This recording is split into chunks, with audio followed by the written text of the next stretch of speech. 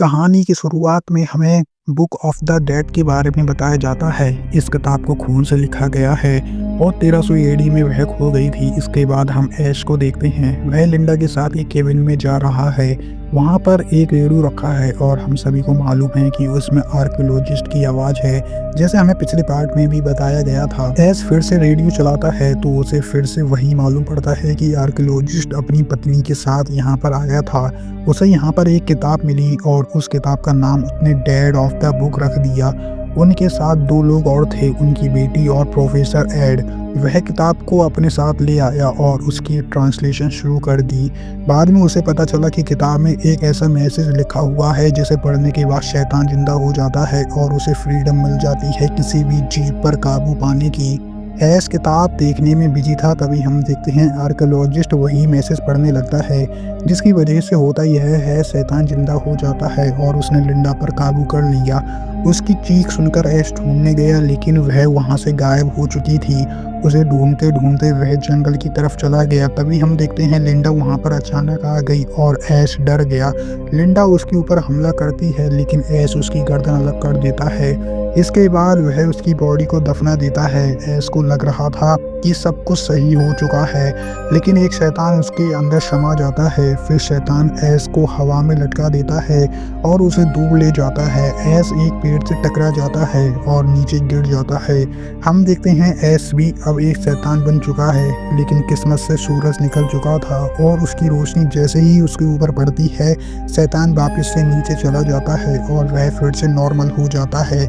कुछ देर बाद जब उसको होश आया तो उसने सबसे पहले वहां से निकलना सही समझा। वह वहां से जा रहा था, तभी सामने ब्रिज टूटा हुआ पड़ा था, यानी कि अब वह वहां से जा नहीं सकता। काफी देर होने के बाद उसने देखा शाम हो चुकी है और सूरज ढल रहा है। तभी हम देखते हैं शैतान बाहर निकल आता है और उसका पीछा करने लगता है। ऐश गाड़ी लेकर भागा जा रहा था, लेकिन तभी उसकी टक्कर एक पेड़ से हो जाती है और वह बाहर जाकर गिरता है, लेकिन किसी भी तरह उठकर वह केबिन में चला जाता है, लेकिन शैतान भी उसका पीछा कर रहा था। ऐश बेसमेंट में छिप जाता है और शैतान अब वहां से चला जाता है। इसके बाद हम एनी को देखते हैं, जो वापस लौटी है डेड ऑफ द बुक के कुछ पन्नों को लेकर। इसके बाद वह एड के साथ केबिन जाने वाली है, क्योंकि उसे लग रहा है कि उसके माँ बाप अभी भी वहीं पर हैं। इधर ऐश देखता है कि पियानो अपने आप बज रहा है और लिंडा की बॉडी बाहर निकलकर अपने आप नाच रही है। बाद में लिंडा ने ऐश को डरा दिया, तभी वह जाग गया। उसे लग रहा था कि यह सब कुछ उसका सपना है। तभी हम देखते हैं लिंडा का सिर उसके हाथ में गिरता है। लिंडा ने अपने दांत से ऐश को जकड़ लिया था। ऐश सिर को छुड़ाने की काफी कोशिश कर रहा था, लेकिन लिंडा उसका पीछा नहीं छोड़ रही। इसके बाद ऐश ने सिर जैक में फंसाया, फिर कहीं जाकर वह बचा। ऐश उसे चेनसॉ से उसे मारने वाला था, लेकिन वहां पर चेनसॉ नहीं है, बल्कि लिंडा उसे लेकर आ रही है और उससे ऐश पर हमला कर रही है। ऐश ने बीच में एक रोड लगा दी, जिससे चेनसॉ उल्टा लिंडा की बॉडी चीरने लगा। ऐश चेनसॉ लेकर लिंडा को मारने वाला था, लेकिन लिंडा नॉर्मल होकर उसको बहकाने लगी, लेकिन ऐश पर इसका कोई असर नहीं होता। वह उसे मार देता है। थोड़ी देर बाद ऐश को वहां पर एक शॉटगन मिल जाती है। थोड़ी देर बाद हम देखते हैं घर में अजीबोगरीब चीज होने लगती है। ऐश का रिफ्लेक्शन उसे ही धमकाने लगता है। खैर वह जैसे तैसे अपने आप को संभालता है। तभी हम देखते हैं लिंडा ने जिस हाथ पर काटा था वह हाथ पोजेस हो चुका है और वह ऐश को मार रहा है, यानी कि ऐश का हाथ उसे ही मार रहा है। हाथ को वहां पर एक हथियार मिलता है। वह उठाने के लिए जा रहा था, लेकिन तभी ऐश ने चाकू मारकर उसको शांत कर दिया और चेनसॉ उठाकर अपना हाथ काट डाला। इसी बीच हम देखते हैं एनी टूटे हुए ब्रिज तक पहुंच चुकी थी। उधर उसे एक रिपेयरमैन जैक उसकी गर्लफ्रेंड बॉबी मिलती है। उन्हें केबिन जाने का एक और दूसरा रास्ता पता था, इसलिए वह उन्हें लेकर चलने लगती हैं। इधर ऐश ने हाथ को एक डिब्बे में रख दिया और उसके ऊपर कुछ किताबें रख दी ताकि वह बाहर ना निकल पाए। जब वह अपना हाथ सही कर रहा था, तभी हम देखते हैं पीछे से उसका हाथ वहां से जाने लगता है। ऐश ने उसके ऊपर कुछ गोली चलाई। गोली तो उसे नहीं लगी, बल्कि दीवार में लग के खून बहने लगा और धीरे धीरे वहां पर खून की बाढ़ आ गई। फिर हम देखते हैं घर का सभी सामान ऐश के ऊपर हंसने लगते हैं। ऐश पूरी तरीके से पागल हो चुका था। वह अपने ऊपर ही हंसने लगता है, लेकिन उसे भी पता है कि वह कितना लाचार है। दरवाजे पर हलचल होती है तो ऐश गोली चला देता है और जब वह दरवाज़ा खोलता है तो सामने कोई नहीं था। मौका पाकर जैक उसके ऊपर हमला करता है और उसे बेहोश कर देता है। एनी ने वहाँ पर काफ़ी सारा खून देखा तो उसे ऐसा लगा कि ऐश ने उसके पेरेंट्स को मार दिया है। फिर हम देखते हैं वह लोग उसे बेसमेंट में लॉक कर देते हैं। थोड़ी देर बाद वह लोग रिकॉर्डिंग सुनते हैं तो उन्हें मालूम पड़ता है एनी की मॉम पॉजेस हो चुकी थी, इसलिए डैड को उन्हें मारना पड़ा और उन्हें मारकर बॉडी दफना दिया था बेसमेंट में। नीचे से ऐसे यह सुन रहा था और वह काफ़ी घबरा जाता है क्योंकि वह भी वहीं पर है। तभी हम देखते हैं बॉडी वहां से निकलती है। उसे देखकर ऐश की आंखें फट जाती हैं। ऐश उन सभी से रिक्वेस्ट कर रहा था कि उसे बाहर निकाले, लेकिन तभी हम देखते हैं हेनरीटा उसके पास पहुंच जाती है। वह गर्दन लंबी करके उसे खाने वाली थी, लेकिन सही समय पर जैक ने दरवाजा खोला और वह ऊपर आ गया, लेकिन साथ ही साथ वह भी ऊपर आ गई थी। वह जैक को दूसरी तरफ धक्का दे देती है। ऐश दरवाजे के ऊपर कूदकर उसे नीचे धकेल रहा था। तभी हम देखते हैं उसकी आंख निकलकर बॉबी के मुंह में चली जाती है। फिर वह लोग कैसे भी करके उसको बेसमेंट में लॉक कर देते हैं। ऐश को मालूम था इतने में भी कुछ होने वाला नहीं है। उसने ईविल के बारे में उन्हें सब कुछ सच सच बता दिया। बॉबी वहां से निकलना चाहती थी, लेकिन वह उसे मना कर देता है। इस बात को लेकर उन दोनों में बहस होने लगती है। इसी बीच हम देखते हैं हेनरीटा नॉर्मल होकर एनी को बहलाने की कोशिश कर रही थी।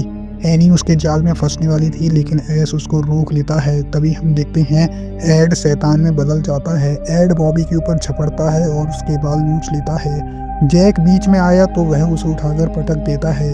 ऐश एक कुल्हाड़ी लेकर आता है और उसे मारने लगता है। फिर कहीं जाकर वह शांत हुआ। जैक बाहर देखता है कि जिस रास्ते से वह लोग आए थे वह रास्ता है ही नहीं। थोड़ी देर बाद हम देखते हैं घर में फिर से अजीबोगरीब हरकत शुरू हो जाती हैं। वहाँ एक दरवाज़ा खुल जाता है। अंदर जाने की हिम्मत कोई नहीं कर रहा, इसलिए ऐश अंदर जाने लगता है और उसके साथ साथ एनी भी जाने लगती है। उनके साथ साथ वह दोनों भी आ गए और वहाँ पर हम एनी के डैड की आत्मा देखते हैं। वह बताते हैं कि शैतान तुम्हें मारना चाहता है, अगर तुम्हें बचना है तो तुम्हें उन्हीं पन्नों को पढ़ना होगा। इससे ज़्यादा वह कुछ बता पाते शैतान उन्हें अपनी तरफ खींच लेता है। हम देखते हैं ऐश के हाथ ने बॉबी के ऊपर हमला कर दिया। डर के मारे वह केबिन से बाहर निकल गई और हम वहाँ पर एक शैतानी पेड़ को देखते हैं। पेड़ ने उसको पकड़ लिया और फिर उसे मार दिया। इधर वह दोनों पेजेस को समझ रहे थे। एक पेज में एक व्यक्ति बना हुआ था जो 1300 AD में आसमान से आया हुआ था। उसे चुना गया था ईविल को मारने के लिए। पेजेस के मुताबिक शैतान को वापस भेजा जा सकता है।